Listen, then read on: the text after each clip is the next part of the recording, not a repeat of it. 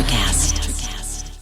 Adobe Acrobat Studio, so brand new. Show me all the things PDFs can do. Do your work with ease and speed. PDF Spaces is all you need. Do hours of research in an instant with key insights from an AI assistant. Pick a template with a click. Now your prezzo looks super slick. Close that deal? Yeah, you won. Do that, doing that, did that, done. Now you can do that with Acrobat. Now you can do that with the all-new Acrobat. It's time to do your best work with the all-new Adobe Acrobat Studio. Año nuevo, los mismos Extra Value Meals en McDonald's. Ahora te puedes llevar 2 snack wraps y papitas y una bebida mediana por solo $8. Solo por tiempo limitado. Precios y participación pueden variar. Los precios pueden ser más altos en Hawaii, Alaska y California y con entrega.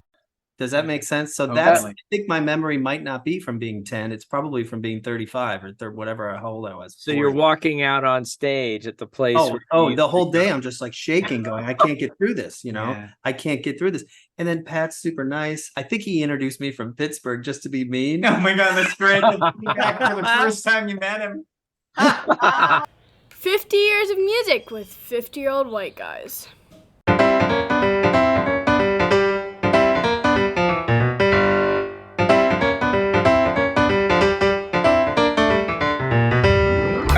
What a sound.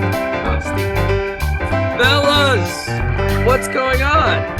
Jeff Simons. Thanks for having me. Jeff Simons, who do you got with you?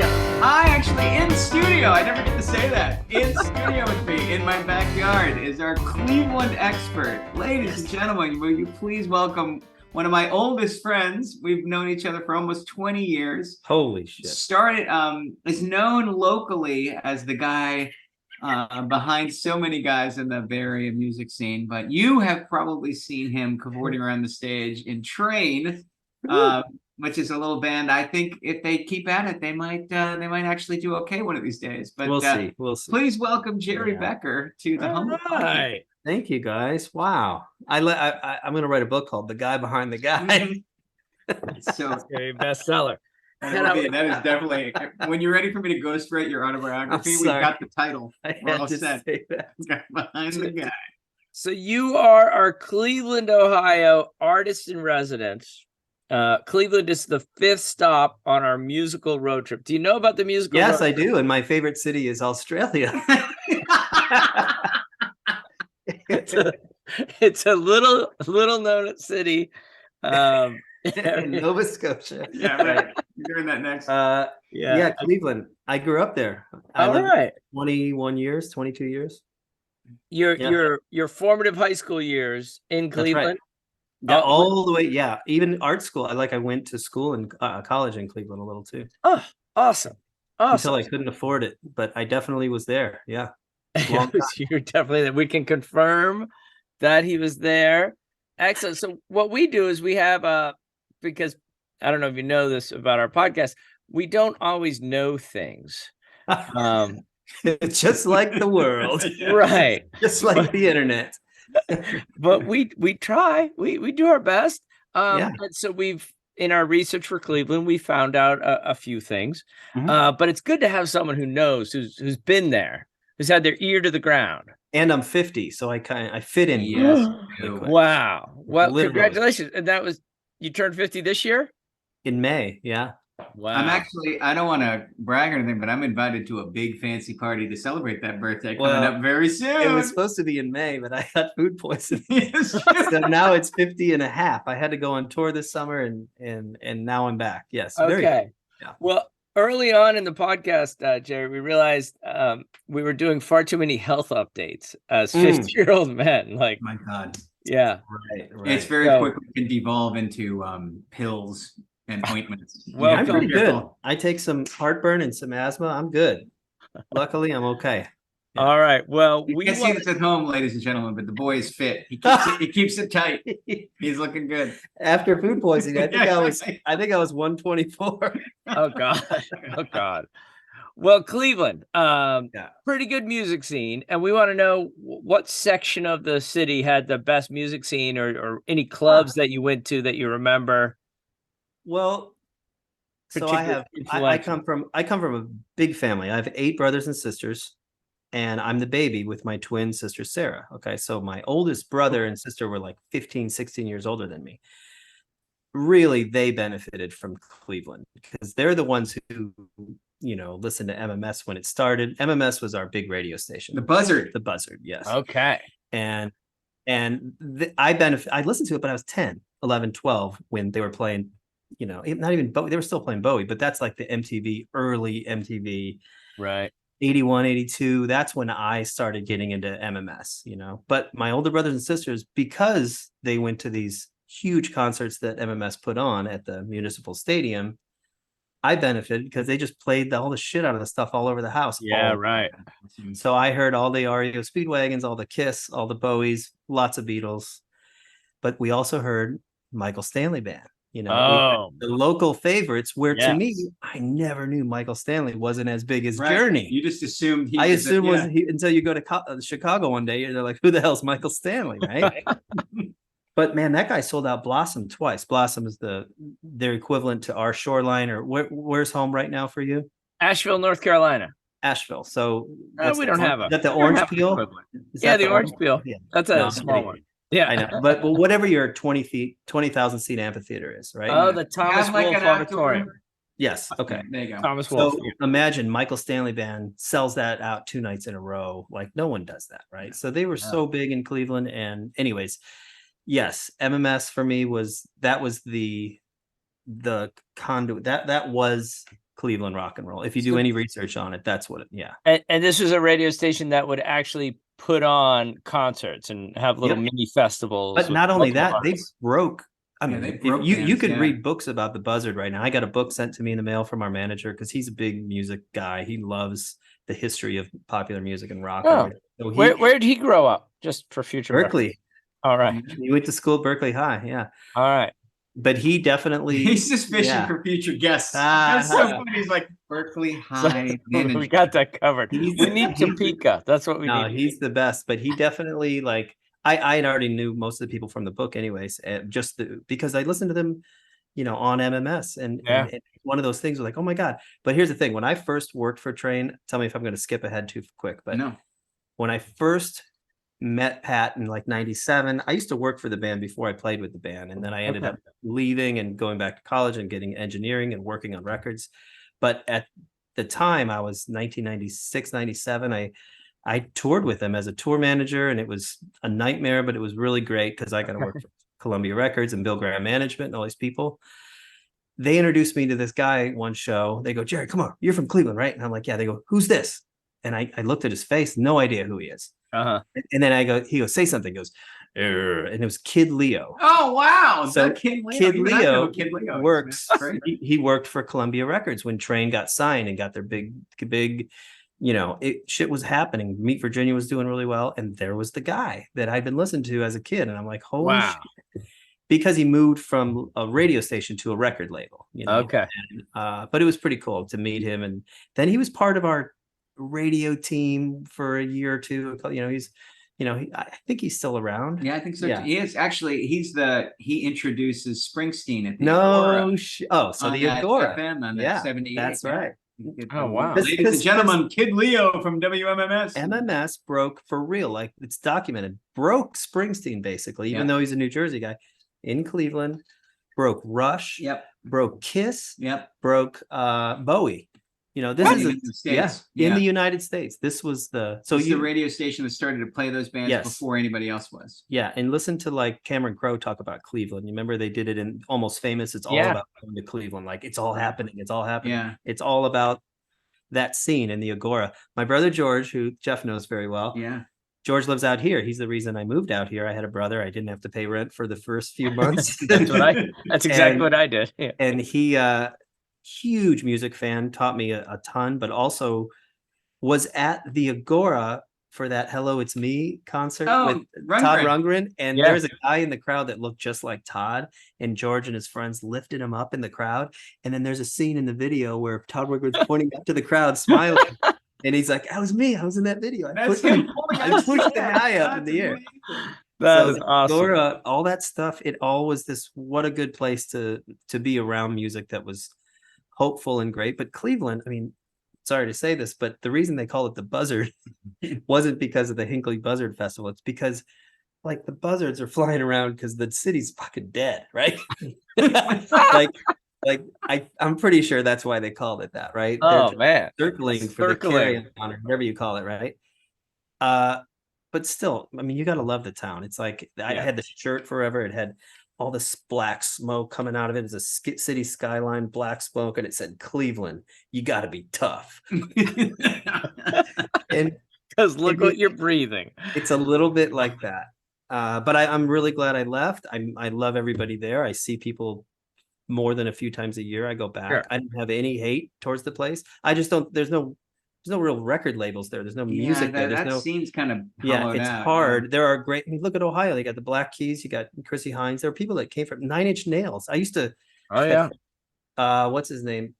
Trent Reznor. Trent worked at I think it was called Pi Music. It was they sold like MIDI cables and stuff. It was a keyboard store. He worked there. Uh-huh. And I remember the 80s band, like hair metal shit. We were playing in all these little clubs. The Agora wasn't the original Agora that it was. It ended up being another Agora. Okay. And we were playing there once with a hair band. And then in between bands one night, probably 1990, 89 maybe, this song came on, in between the bands.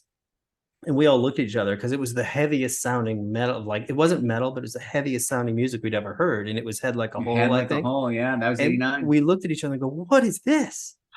And someone goes, that's Trent from Pi Music. And we're like, not Trent. That's right? amazing. That is So amazing. anyways, it's a good place to be from, but he left too. People bail out of there. It's good to be from Detroit. It's good to be from these places, but there isn't a lot of support. You can't make a living there. You freaking work for a cleaning company. You got to do stuff in order to do what you're doing. Yeah. Well, so circle back for me. The Michael Stanley Band. Did they have a hit that had a national? It went to MTV. What was it? It was called He Can't Love You. Yeah.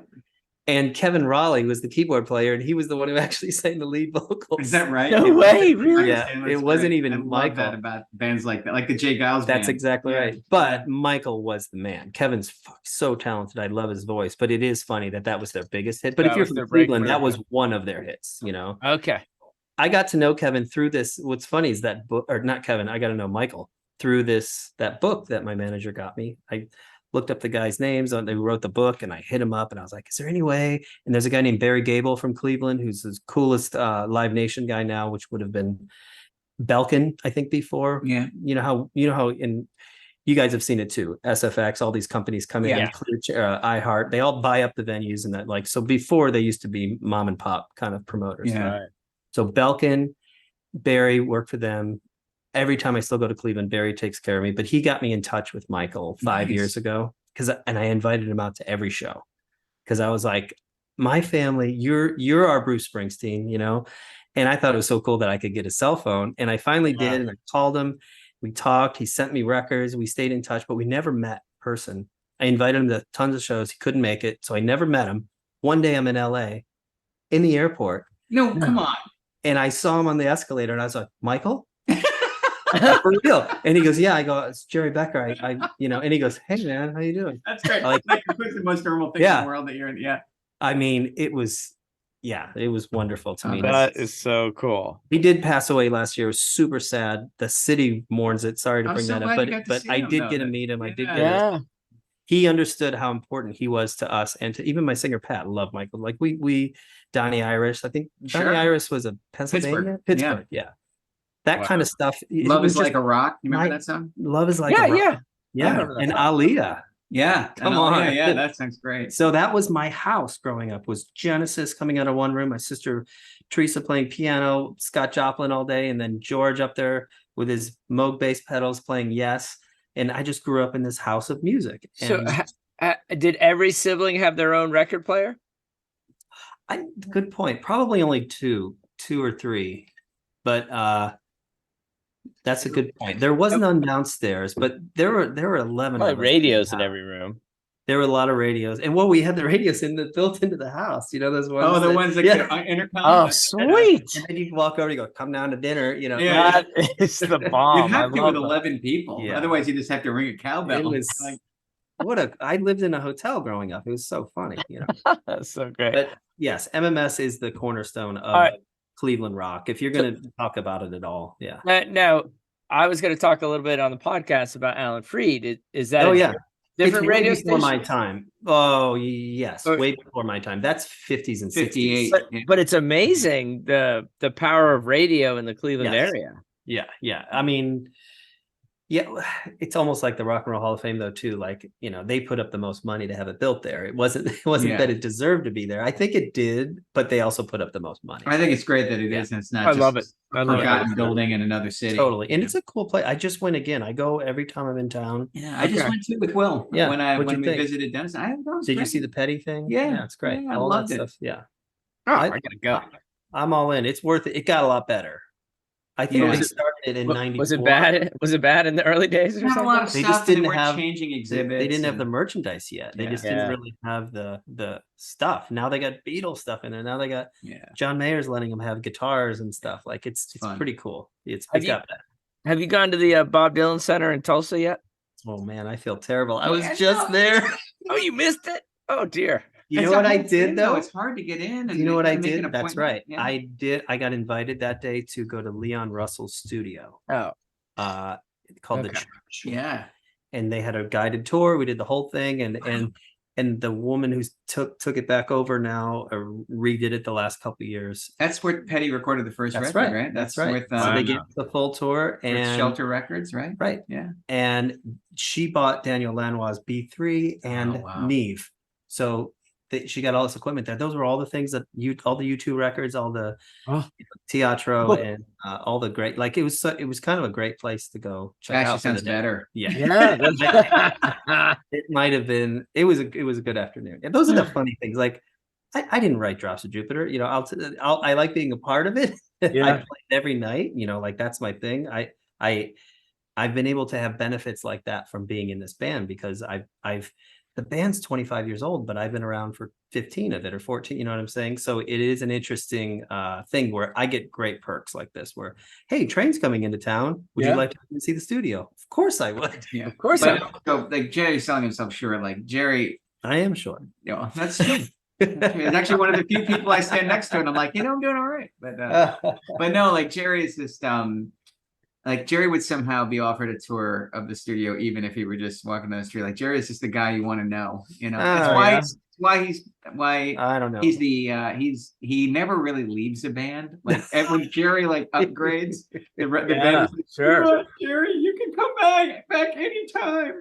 By the way, Every time Jerry's home trying to rest, he's being wrangled to come sit in with about 40 different groups. I love it's such a good scene here too. There's so many good musicians. We've all made records together over the years, so it's nice. Yeah, I can't believe Train's been around for 25 years. it might even be more. I think they started in 94. 94, so closer to 27. Yeah. So guess this is I'll tangent later. No, I'm going to say no. I had dinner with Hillary Fonda Webb from Sweet Virginia Wow, yesterday, and how she's was made that? a record, Whoa, and she just sent me the. how's that? It's pretty great. Wow.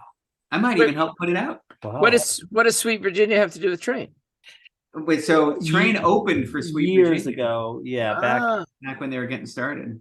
there's a Oh, lot of that's Bay really Area like the Third Eye Blinds and all Yeah. these local bands were all rehearsing at the same places, and I knew them. Like I said, I knew them back then, and Steven would come in, and him and Pat, like no one was really friends. They were all very, very competitive, Oh, interesting. Yeah.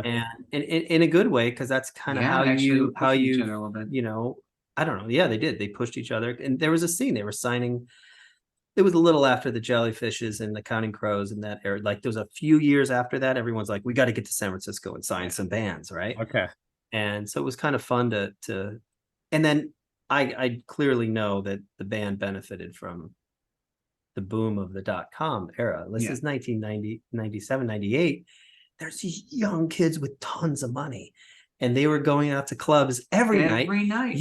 Train would play Thursday, Friday, Saturday, and then go play in San Jose, and then go play in Tahoe, and then go play in the North Bay, and they never oversaturated. Yeah, that was Everybody amazing. now, you got to put a show out 3 months later and try to get 250 people in a room. Guess what? Train had 250 to 300 people. Every 5 nights night. a week. This is after they Wow. did build up a following from a lot of acoustic shows over the years. So I'm not saying they had that out of the gate.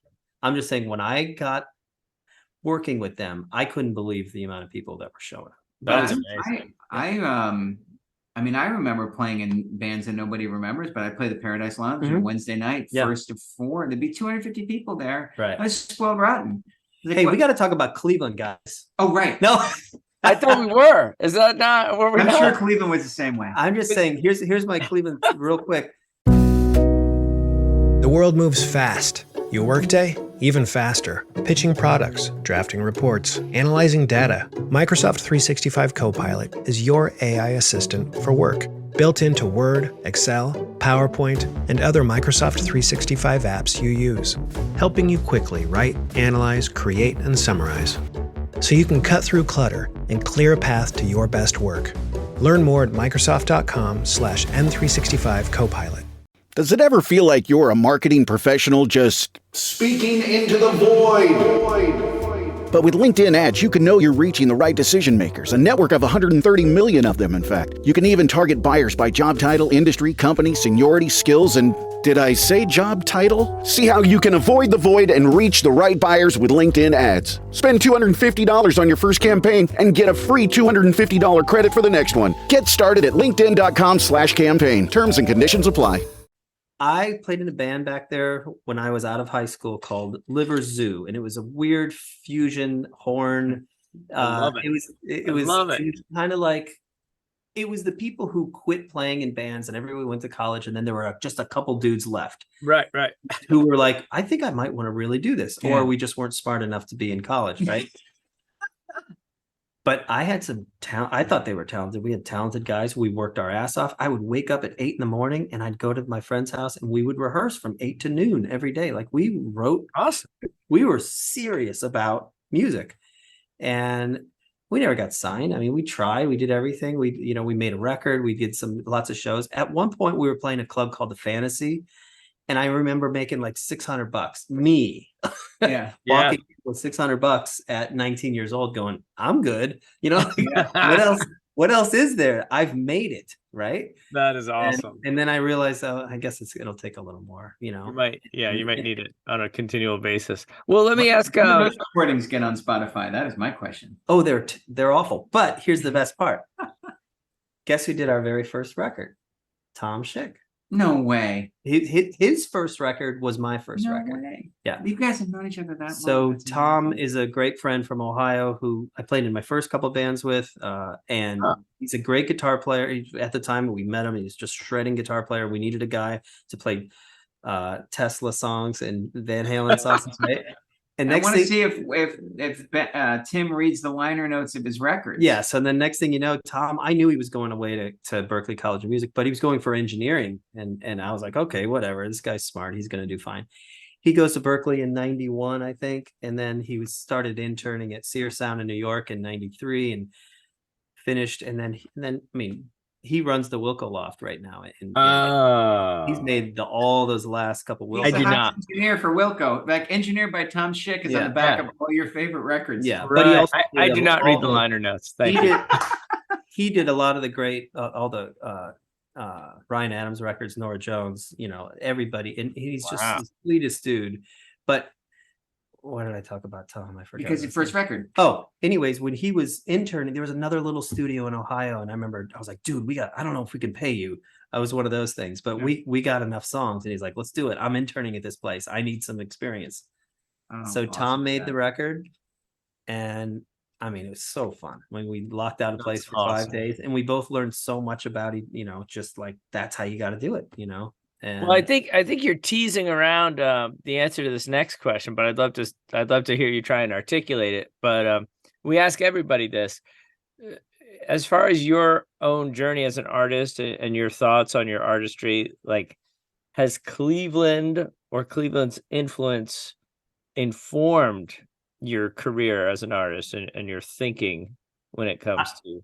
I think, if anything, Cleveland has just changed me. Where, you know what I'm saying? Like, you can find people that are from back east. I'm not saying people born in California are bad or different, but I met Pat within 30 seconds of meeting him.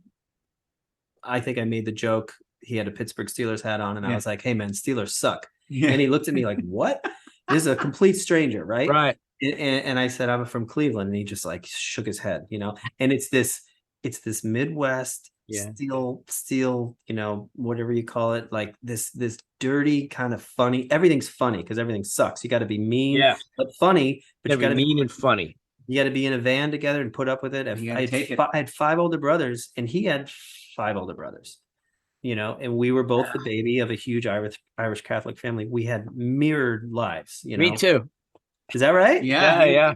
Hey, do you guys have the other half of this amulet? Yeah, right. But I'm saying that the music, yes, because everything was song based, and MTV started. I just remember being there, like I was blown away by the Buggles and the whole thing, like that whole. I was a part. We were one of the first people. We had cable, the first person on the block to have cable, and I ate that shit up. I would say the other thing that I will answer for you is that, like, one of the things I really admire about Train is they want to put on a show that deeply entertains the audience, and that's a very Midwestern approach, right? Like. A Train show is not like, you're lucky to be in the room with us. We are artists, and we're going to gaze down at the floor. Like, Train is like checking in every 3 songs. You guys doing all right? Everybody having a good time? And you guys need anything else? Like, when I go to a Train show, like, I don't have to worry about whether the band is going to reach out and make a connection with me. It's the whole point. The whole point is like, there's 8,000 of us. Let's be a thing. I go to see shows where the artist is indifferent to the presence of the audience, and that is that's what I saw last week in Cleveland. Like, oh, fancy boy, making art. Art is short for Arthur. Cleveland, Joe Arthur. Yes, right. Exactly. That's funny. There is 100% and entertaining. What the hell? How many bands have Strain played with, or any of it, like from the 90s, that are still able to keep doing it? There's a handful, right? And the ones that still do it, or the ones that don't anymore, maybe still take themselves a little serious. They think they're Radiohead or whatever it is. Like, we know who we are, but we enjoy it. Yeah, it's not like, I can't believe I have to play this song. Like, Ben Folds, I fucking love Ben Folds. He really struggled with playing Brick when it was popular. Yeah, he did not want to play it. Train toured with him, and he was like, "Screw! Oh, I bet you guys want to hear this song. Yeah, I'm not going to play it for you." And guess what? I don't know if that's a great idea, but I think he plays it now, and I love Ben. And Jim, our friend in town here, Jim Bo, just played with Ben, and I love. Yeah, maybe he's just got a different career idea of success, but in my mind, I was like, man, these people.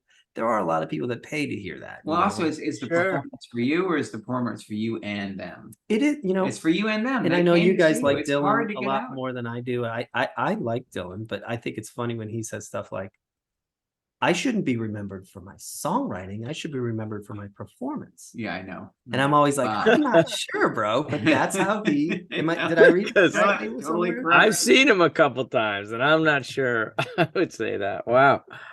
I mean, the Emperor's New Clothes, man.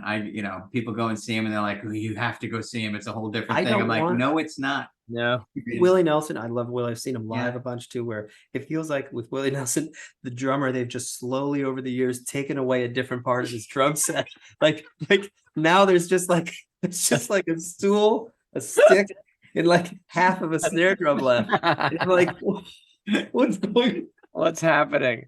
What's happening? Oh, that's amazing. I saw Augustana last week. Oh gosh, I love those guys. It was just the lead singer by himself, because he has a new album of classical piano compositions, and so he played 45 minutes of his own classical compositions, which were beautiful. But he did not necessarily need me there. And then he went into a 50-minute set with some of the songs, and finally at the end. Oh, so he did do a couple of his songs. He did, yeah. Okay, good. But it was one of the most memorable concerts I've ever been to. In that it was so gosh darn strange. I just saw Glenn Phillips a couple nights ago. I love Glenn. I've met him. I've known him for on and off for 15 years or so. kind of the same thing. I'm not like you Is that probably right? have him on. No, meaning he didn't do classical, but he did Uh-huh. do. He did do. Luckily, Train did a show with Toad the Wet Sprocket like recently, Yeah, and less that than a month was ago, right? so Yeah. fun because they played all the jams, right? Oh, really? love Okay. them. They played every song that I wanted to hear. I was like, oh, it's so fun. And then my wife is like, let's go. Glenn's playing. Let's go. And so we went to the show, and I think he did like 4 Toad songs in like 90 minutes of his solo stuff. I have his solo records. I like them too, but Okay. for my wife and for I really kind of wanted to hear a couple more. Yeah. But then again, he's an artist. Yeah. I'm not mad at him, but I also just know how, I don't know. Yeah. What do I say? Yes. You're gonna have him on here. He's listening, isn't he? No. Yeah, no. So sometimes when I teach The Great Gatsby, I just have them read silently. Yeah. All right. Yeah. So I don't Jerry, know. we've got this last question for you. Okay. Oh This my is- God. I need more Cleveland talk and less I'm Glenn gonna- talk. You can cut that out. No, Sorry. I'm gonna let this you- is a one. Tim's in charge of editing. So Glenn, there's no I love editing. you. I love your songs. I love everything. I just want I'm gonna to let you keep reliving my childhood through you. I'm gonna let this little question linger so you can really think about it. Previous guests have teared up. This is your moment. This is your Jesus. Roy Firestone.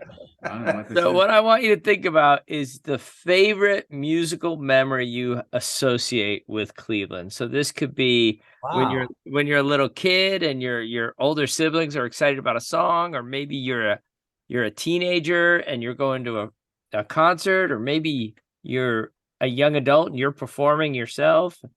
What is it that you really kind of cling to as a favorite musical memory from Cleveland? Holy cow. I mean, this sounds, maybe it's me. My wife will say, I can't believe you said that.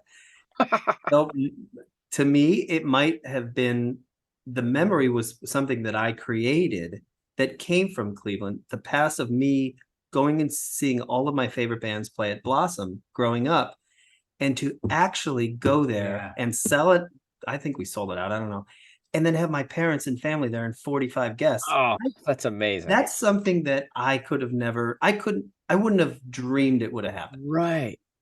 Does that make sense? So Totally. I think my memory might not be from being 10. It's probably from being 35 or whatever, how old I was. So you're 40. walking out on stage at the place. The whole day I'm just like shaking, going, I can't get through this, Yeah. I can't get through this. And then Pat's super nice. I think he introduced me from Pittsburgh just to be mean. Oh my God, that's great. Back for the first time you met him. Oh, and then the best part about how funny he is we'll be in Pittsburgh, and he would always go, ladies and gentlemen, all the way from Cleveland, Brownstown. And then I get 15,000 people booing me. booing. It's probably my favorite feeling to be booed on In stage. Pittsburgh, yeah. We can't, anyways. So probably, I mean, there's a lot of shows with my friends and Battle of the Bands, all that stuff. I don't think anybody just comes out of nowhere. Not that I was able to get this success, but everything that I'm doing now that I did in my high school bands. It's like I was already always working on the songs, trying to make them better, trying to take the band to a different place. I drove everybody crazy. I know they were like, he's a control freak. He's a, he's very needy about what he hears, but maybe it was perfectly for what I do here, Right.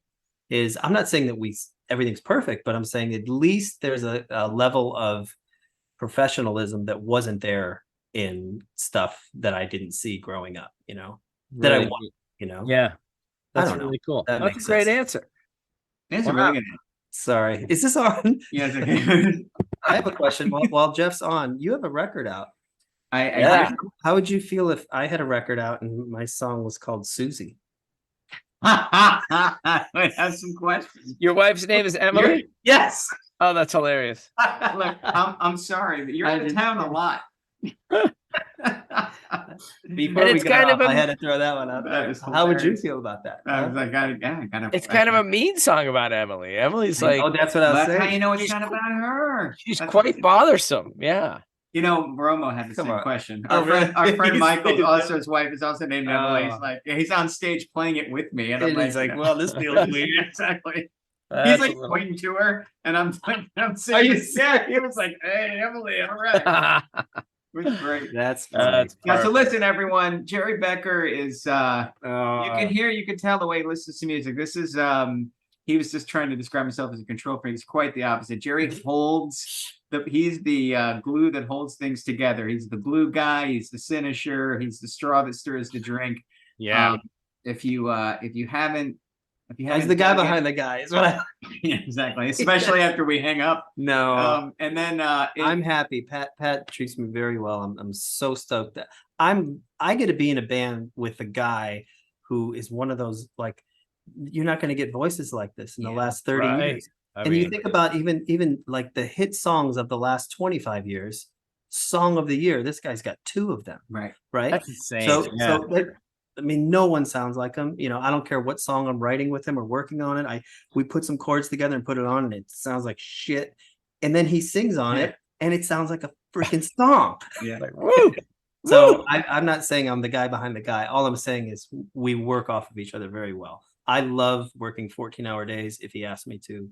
I don't have a problem with making him sound as good as he can sound. Yeah. When's cool stuff coming up that I'm not allowed to talk about. Yeah. But when you listen to this 8 months from now, you'll be like, "Oh, that was what they were doing." Oh, really? on the Okay, cool. podcast. So that'll be great. Okay. There's a lot of work. Yeah. We got to Jeff, we got to hook up this this drive-by song that my son is talking about. As I'll our send you the outro. stems. Yeah. Yeah, there we go. That was a fun one to work on. I got to tell you, it was just that we had come off of Soul Sister. It was such a high. We had toured the world for 2 years. We couldn't believe we had, 5 million, whatever it was. It was so many records at that point sold. It's 10 million right now. Did you know that? We got a diamond record in the mail. I've never even know what it was before I got one in the mail. That's so cool. There's only been like 60 diamond records in the history of Brothers in Arms is diamond. one. I know because I saw a diamond record for sale in a thrift store. I remember coming off the tail of that going, we got to go make another record. Well, why don't we put this single out while we're finishing the record? So we're down with Butch Walker in the studio, coolest guy in the world, greatest guitar player, sweetest. Right. We're in the studio. Drive-by's crushing on the radio already, and we're not even finished with the record. It was one of those, we can't do it. We can't do anything wrong. Look at this. It was one of those, like, it doesn't happen like that. That is so sweet. Awesome. Anyways, right. we love, the work is good. Cleveland is everything, man. It's a big part. My parents are no longer with us, but it's hard for me to think about Cleveland without thinking about them. And the whole family. They got me my drum set when I was, they got me my Muppet set, and then they got me my first real drum set when I was probably Muppet 11. Because I think of your house as the hotel in the Muppet Stick Manhattan. I was. That's what I think of as little Jerry Becker, like hanging from the balcony. That's it. I was all Dr. about Teeth playing in the lobby. Phil Collins and drums. That's all I cared about. And then my first concert was 5150. I know it's Van Hagar. Don't get mad at me. Oh no, this is your guy. I love all the Van Halen records. So you don't know this, don't. There's 2 different bands. Don't confuse them. Don't get mad about Sure. it. Yeah. Brian Koppelman came on to talk about Van Halen. Yeah. And he asked us all our favorite Van Halen records. And Tim said 5150, and he hung up. He just left the podcast. He said, "All right, I gotta go." It was hilarious. He didn't come back. What a summer, though, man. I remember being in high school as like a freshman or junior or a sophomore. My friends all had it. My brothers got us tickets. We got beers. We went to the Coliseum, which isn't there anymore. It was the 51. Yeah, there's my memory. Great. And then to meet Sammy later and hang out with him, and I got to do a bunch of stuff with Sammy and to tell him about that. He's like, yeah, You know who I did that with was Colin Hay from Men at Work. He's the best. Saw him at Meriwether Post, and then we opened for him. I was like, "Hey, I saw you in 1983." Him and his blue eyes. Yeah. Oh, he's a beautiful guy. One blew this way, one blew that way. Sorry. And on that note, Jerry's a terrible. I love him. Right. Hey, this was really fun. Sorry. Thank you so much, Jerry. Really appreciate it. Yeah. See you next time for sure. And you wanna hang up and then restart so you have it as a separate. Yeah. Let's do that. And I'll cut that. And you're slagging on. You want to hang up and reset it as a? I'll just keep fucking up the ending. Do you want to hang up? Thank you. This was fun. Right. I hope it was okay for you guys. It was great. Thanks so much. Right. We'll see you. All right. Welcome to another season of Crypto with Kamal on Electricast. where we explore the future of money and how digital assets are reshaping our world. I'm your host, Kamal Hubbard. Web3 is not just a buzzword, it's a movement that empowers you, your family, and community. So if you're passionate about financial technology or just want to stay ahead of the curve, make sure to tune in and subscribe to Crypto with Kamal wherever you find your favorite podcasts. Hi, it's me, Flo, the annoying clairvoyant from Ghost Hampton, the podcast. We had the time of our lives, or in my case, death, giving all our listeners the willies this summer. You missed Ghost Hampton? No, we can't allow that. Now, all episodes of Ghost Hampton are running on Electricast Media everywhere for free. Ghost Hampton, go there to be frightened, stay there to laugh. Electricast.